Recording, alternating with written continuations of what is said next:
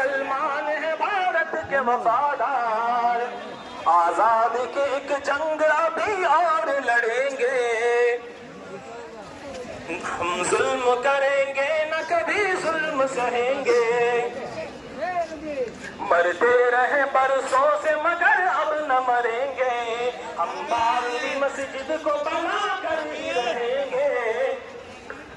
कानून के दस्तूर को तोड़ेंगे नहीं हम, छेड़ोगे अगर हमको तो छोड़ेंगे नहीं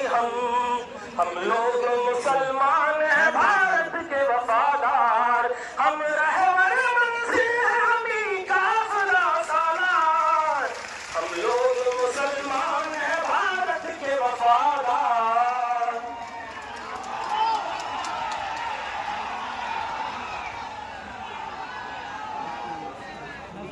जमियत उलमा हिंद जिंदाबाद, जमियत उलमा हिंद जिंदाबाद, मौलाना सिद्दीकुल्लाह चौधरी जिंदाबाद।